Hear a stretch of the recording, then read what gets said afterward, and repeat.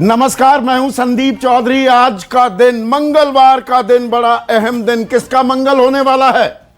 आंकड़े आपके सामने, कांटे की टक्कर चल रही है। एनडीए और विपक्षी महागठबंधन के बीच 122 है जादुई आंकड़ा, बहुमत का आंकड़ा, और दोनों के बीच महज एक सीट का फासला। एनडीए 117 पर, आरजेडी 116 पर।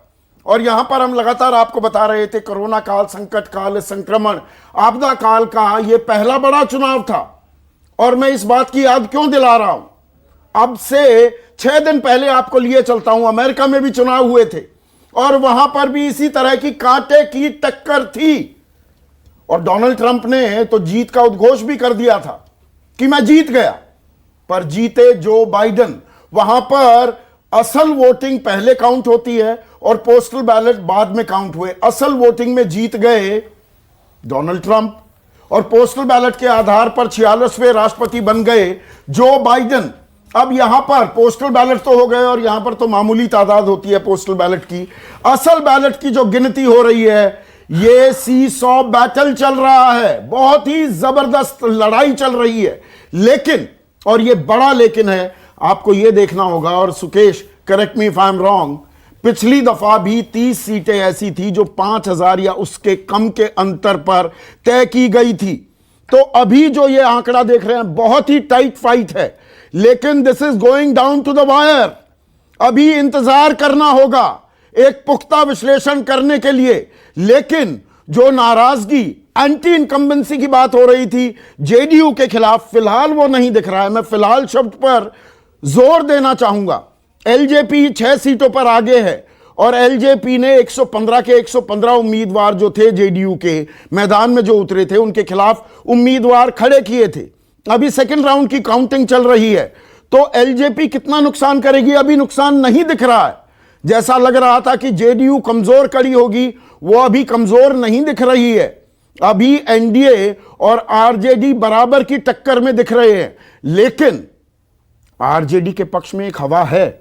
88 सीटों पर आरजेडी ने बढ़त बनाई हुई है। यह लगभग 65% स्ट्राइक रेट हो रहा है। सबसे अच्छा स्ट्राइक रेट अभी आरजेडी दिखा रही है। तो ऐसे में कांग्रेस उसी पुश में आगे चल रही है। लेकिन यह वाम खेमे का आंकड़ा अभी चौंकाने वाला है। 29 सीटों पर अगर वाम खेमा 5 सीटों पर रह जाता है तो यह एक बड़ी खबर होने वाली है सुकेश। और यह आंकड़ा अगर बढ़ गया, मैं इसीलिए कह रहा हूं, अभी 30 सीटों के बारे में कोई पुख्ता बात कहना, यह आंकड़ा ऐसे ही चलता रहा, वो 30 सीटें क्या डिसाइड कर देंगी सुकेश? देखिए, 2 घंटे की काउंटिंग हो चुकी है और अब थोड़ा थोड़ा कंसोलिडेशन होने लगता है। लेकिन जिस तरीके का 116, 117, 117, 116 जिस तरीके का फिगर सामने आ रहा है, तो मुझे लगता है कि ये शाम तक, ये लंबी लड़ाई है। ये जो कमजोर कड़ी हम लेफ्ट को समझ रहे हैं, लेफ्ट दरअसल अब आरजेडी फिर आगे, देखिए ये सी-सॉ बैटल चलता रहेगा। ये पिछले काफी समय से ऐसे देख रहा हूं और बहुत क्लोज दिख रहा है। जिस लेफ्ट को अभी हम कमजोर कड़ी मान रहे हैं, मेरी समझ में वो महागठबंधन की मजबूत कड़ी है। वो महागठबंधन को एक स्ट्रेंथ प्रदान करती है। एक वो दरअसल कांग्रेस से कुछ मामलों में वो बेहतर प्रदर्शन करेगी पॉकेट्स में और आरजेडी को जीतने में मदद करेगी। तो ये फिगर अगर ऊपर जाती है, फिर आरजेडी गठबंधन महागठबंधन, यही बात समझने की जरूरत है। देखिए, बीजेपी 61 पर है। लग रहा था बीजेपी बहुत अच्छा स्ट्राइक रेट दिखाने वाली है। बीजेपी और जेडीयू में महज 11 सीटों का ही अंतर है। पहले भी कहा था संदीप कि ऐसा नहीं हो सकता कि सारी एंटी इनकम्बेंसी नीतीश कुमार के खिलाफ हो और प्रो इनकम्बेंसी बीजेपी के पक्ष में हो। ये बहुत ही पैराडॉक्सिकल लगता है सुनने में। ऐसा होगा नहीं।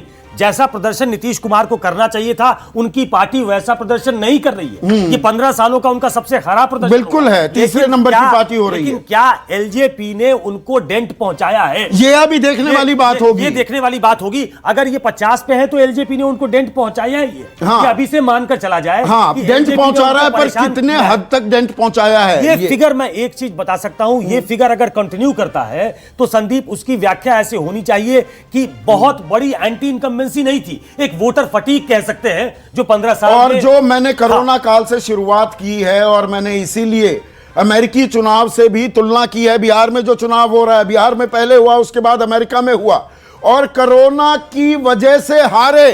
केसी त्यागी ये बात कह रहे हैं, राष्ट्रीय महासचिव हैं जेडीयू के, उनका बयान सुन लेते हैं।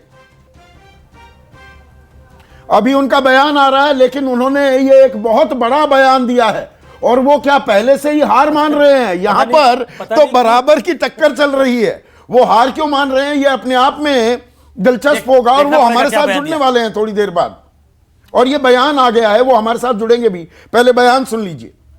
भी लोकसभा की सीट आरजेडी को नहीं मिली थी। लोकसभा चुनाव के नतीजों के मुताबिक 218 सीटों पर जेडीयू प्लस की जीत थी।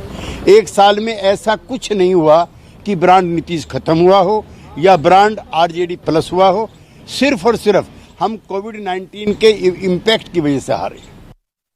यहां पर दो बातें कह गए हैं। मंझे हुए खिलाड़ी हैं, तजुर्बेकार राजनेता हैं केसी त्यागी। उन्होंने कहा कोरोना के चलते नुकसान हो रहा है, तो ये डबल इंजन सरकार की बात पर कि दोनों को नुकसान हो रहा है, बीजेपी को भी हमको भी, लेकिन ब्रांड नीतीश खत्म नहीं हुई है। अभी वो हमारे साथ जुड़ेंगे, उनसे और हम जानेंगे। लेकिन ये जो जंग चल रही है, जो ये लड़ाई है, सियासी लड़ाई, 118 पर आरजेडी, 115 पर एनडीए, और मेरे साथ मेरे सहयोगी सौरभ जुड़ चुके हैं, 10 सर्कुलर रोड पर हैं, लालू प्रसाद यादव, तेजस्वी यादव के घर के बाहर, जेडीयू के दफ्तर के बाहर मौजूद हैं मेरे सहयोगी अमित कुमार भी। अभी चुप्पी साधे हुए हैं क्या सब? सांसें अटकी हुई हैं क्या सौरभ दोनों खेमों में? जी बिल्कुल, मैं आपको लालू आवास के सामने की तस्वीर मैं आपको दिखाना चाहूँगा। यहाँ पर बिल्कुल खामोशी है। जो सिक्योरिटी के लोग हैं वही केवल दिखाई दे रहे हैं। हालांकि जो लोकल पुलिस वाले हैं वो यहाँ पर पहुँच गए हैं, क्योंकि वहाँ सूचना ये दी गई थी कि आरजेडी के जो कार्यकर्ता हैं वह काफ़ी संख्या में लालू आवास के सामने आ रहे हैं, तो निश्चित रूप से यहाँ पर थोड़ी सी सुरक्षा बढ़ा दी गई है। लेकिन खामोशी जो है वह साफ तौर पर दिखाई दे रही है। जिस तरीके से तेजस्वी ने अपने नेता कार्यकर्ताओं से अपील किया था कि चाहे परिणाम सकारात्मक हो नकारात्मक हो, सभी कार्यकर्ता संयम बरतेंगे और शिष्टाचार का परिचय देंगे, निश्चित रूप से उसकी झलक आज लालू आवास के सामने दिखाई दे रही है। हालांकि सभी जो नेता हैं, खासकर आरजेडी के 3-4 नेता जो हैं वह अंदर जा चुके हैं, और सभी की नज़रें टेलीविज़न स्क्रीन पर हैं, और सभी यह देख रहे हैं कि आखिर महागठबंधन कहां जाके रुकती है। तो निश्चित रूप से थोड़ा सा इंतजार करना पड़ेगा ये जानने के लिए कि अब की बार बिहार में किसकी सरकार बनेगी। बांकीपुर से लव सेना आगे चल रहे हैं। ये दरअसल एनडीए का गढ़ है, ये पटना का इलाका है, ये एनडीए का गढ़ है। मेरे साथ मेरे सहयोगी हमारे पॉलिटिकल एडिटर रमन कुमार भी जुड़ गए हैं। रमन, लेकिन इन तस्वीरों में, इन आंकड़ों में एक चीज साफ दिख रही है, वो ये कि देखिए एंटी इनकम्बेंसी शायद उतनी भारी नहीं पड़ी है एनडीए पर जितना कि नौकरी का वादा, और वो ट्रैक्शन हम आरजेडी 86 सीटों पर सिंगल लार्जेस्ट पार्टी दिख रही है by a huge margin, BJP से भी 22 सीट आगे। बिल्कुल, चुनाव प्रचार के दौरान जिस तरीके से तेजस्वी यादव ने आम जनता तक पहुंचने की कोशिश की और अपनी इमेज जो ये देखिए एनडीए फिर आगे बढ़ गया, ये चल रहा है, ये आरजेडी के बारे में जो इमेज जनता को थी या उनके बारे में समझाने की कोशिश, चाहे नरेंद्र मोदी हो, नीतीश कुमार हो, वो बार बार चुनाव प्रचार में ये कहते थे कि 15 साल से पहले का बिहार फिर से आ सकता है अगर आप सावधानी से मतदान नहीं करिएगा। इसीलिए तेजस्वी यादव ने कई मुद्दों को छोड़ा, सिर्फ रोजगार की बात कर रहे थे, काम की बात कर रहे थे, और इसी को ध्यान में रखते हुए आप देख सकते हैं कि जो 86 सीटों पर आरजेडी आगे चल रही है, और इसमें कांग्रेस पार्टी भी 22 सीटों पर आगे चल रही है। जो उम्मीद थी कि लेफ्ट पार्टी को इस बार लालू प्रसाद यादव ने एनालिसिस कर दिया, कमिटेड वोट है, क्योंकि कमिटेड वोट है, अपने साथ लाने का फैसला किया है, उस तरीके से अभी परफॉर्मेंस नहीं दिख रहा है। बहुत बुरी परफॉर्मेंस मैं कहूंगा। अगर लेफ्ट के में की 29 सीटों में अगर आप साथ लेकर आ रहे हैं तो लगभग 30% का स्ट्राइक रेट है। क्योंकि आप देखिए कि उपेंद्र लग रहा था कांग्रेस कमजोर कड़ी होगी, यहां पर वाम खेमा कमजोर कड़ी साबित हो रहा है। क्योंकि आप देखिए कि उपेंद्र कुशवाहा हो, जीतन राम मांझी हो, या हम पार्टी के मुकेश सहनी जो कि प्रेस कॉन्फ्रेंस तक में आ गए थे, उनको जाने दिया लालू प्रसाद यादव ने या आरजेडी ने, और लेफ्ट पर भरोसा जताया। लेकिन जिस उम्मीद से उन्होंने भरोसा जताया था उस हिसाब से अभी तक परफॉर्मेंस नहीं दिख रहा है। लेकिन अभी शुरुआती दौर है और हो सकता है कि कुछ समय के बाद बदलाव इसमें दिखने को मिले। अब हमारे साथ फिलहाल जो सत्ता पक्ष है और वो अभी आगे बढ़त बनाया हुआ है, एनडीए 118, आरजेडी 115, जेडीयू के राष्ट्रीय महासचिव, अभी उनका हमने बयान चलाया, केसी त्यागी मेरे साथ जुड़ गए हैं और साथ ही साथ बीजेपी के वरिष्ठ नेता हैं और आंकड़े ये बखूबी समझते हैं। सुधांशु मित्तल बड़े दिनों बाद टीवी पर एंट्री मार रहे हैं। लेकिन केसी त्यागी साहब, आपने क्या हार मान ली? आपने कह दिया कोरोना के चलते हमारे हथियार डाल दिए, आप तो आगे चल रहे हैं। प्रारंभिक दौर में जब रुझान हमारे पक्ष में नहीं थे, उस समय का मेरा ये वक्तव्य है और मैं अब भी अपनी बात पर अडिग हूं। हमें 175 से ज्यादा सीटों की उम्मीद थी, चूंकि एक साल के अंदर ही सारा परिवर्तन हुआ है। पिछले लोकसभा चुनाव में एक भी सीट आरजेडी को नहीं मिली। पिछले लोकसभा चुनाव के आंकड़ों के मुताबिक जेडीयू प्लस या एनडीए प्लस 218 सीटें जीत रहा है, तो उसके मुकाबले में तो यह हार है ही है। और कोई ऐसा काम नहीं हुआ, ना तो ब्रांड नीतीश कमजोर हुआ और ना ब्रांड तेजस्वी, जिसकी आजकल आभा मंडल के गीत गाए जा रहे हैं, कोई करिश्मेटिक काम नहीं हुआ। नहीं, 86 सीटों पर आरजेडी बढ़त बनाए हुए है। बार पकड़ करके 31 साल का एक लड़का, हाँ, बढ़ाए हुए हैं। मैं कह रहा हूं आपसे, थे अगर की विरासत थी, नबी पास आप बताते थे, उस पर व्यक्तिगत हमले किए। 86 सीटों के साथ तेजस्वी यादव अभी सिंगल लार्जेस्ट पार्टी बन रहे हैं। बताया ना मैंने। हाँ संदीप जी, विश्लेषण ठीक कीजिए, एक साल में क्या बदला है। हाँ। अगर कोरोना ना हुआ होता तो जो 70 साल का वहां की बीमारी का, दुर्व्यवस्था का जो कोड है, वो हमारे जिम्मे आ गया जेडीयू के, चूंकि हमारी सरकार थी, हम संचालन कर रहे। तो कोरोना काल में चुनाव कराने पर आप ही तो अड़े हुए थे। चीफ कह रहा था कोरोना काल में चुनाव आप करवाना चाह रहे थे। आरजेडी और विपक्ष तो कहता था कि कोरोना काल के बाद करा लो। हाँ, तो चुनाव तो लोकतांत्रिक प्रक्रिया का हिस्सा है, संवैधानिक प्रक्रिया का हिस्सा है। हाँ। पूरी दुनिया में चुनाव हो रहे हैं।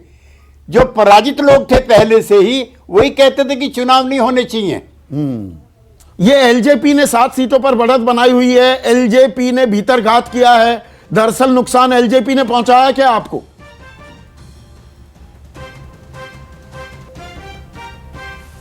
इसलिए नहीं करना चाहता कि रामविलास जी ने और हम लोगों ने काफी दिनों तक साथ काम किया है।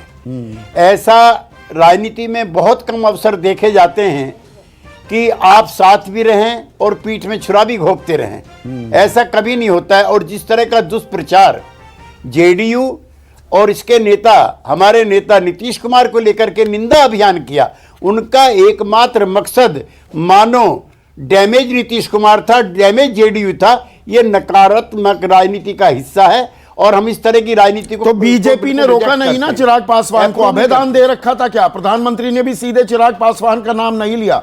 चिराग पासवान तो नीतीश कुमार को जेल तक भेजने की बात करते हमारी मित्र पार्टी कि मैं जेल में भेज दूंगा नीतीश कुमार को। पार्टी हमारे, आवाज मुझे आ नहीं रही इसमें ठीक साहब। मैं ये कह रहा हूं कि नीतीश कुमार को जेल भेजने तक की भी बात कह दी चिराग पासवान ने, लेकिन चिराग पासवान का सीधा नाम नहीं लिया प्रधानमंत्री ने अपनी रैलियों में। संदीप जी, आप संजीदगी से पत्रकारिता करते हैं क्या? किसी सहयोगी पार्टी ने अपनी सहयोगी पार्टी के नेता पर इतने निचले स्तर का दुष्प्रचार किया है? जहां तक प्रधानमंत्री की बात है, तो प्रधानमंत्री तो कह है कि नीतीश कुमार के नेतृत्व में जो गठबंधन है वही एनडीए है, इससे बाहर जो है उसको हम गठबंधन चिराग पासवान को रोका नहीं गया ना, खुला छोड़ दिया गया। करके आए, खुला छोड़ दिया गया। रोक कौन किसको सकता है? रोक कौन किसको वो सकता तो कहते है? थे ना, हम बीजेपी का हनुमान है। संदेश दिए जाते हैं। हनुमान ने लंका में आग लगाने के बजाय ये यशवंत देशमुख की बात है, तो मैं दोहरा रहा हूं। यशवंत देशमुख जो सी वोटर के सीएमडी हैं, उन्होंने कहा कि हनुमान को आग लगानी थी लंका में, वो अयोध्या की कॉलोनी में आग लगाने चले गए। ये संदीप जी कलयुगी हनुमान है, कलयुगी हनुमान है। वो जो उस युग के हनुमान थे, वो लंका जलाने गए थे, अयोध्या जलाने नहीं गए थे। त्यागी जी, मैं सुकेश बोल रहा हूं।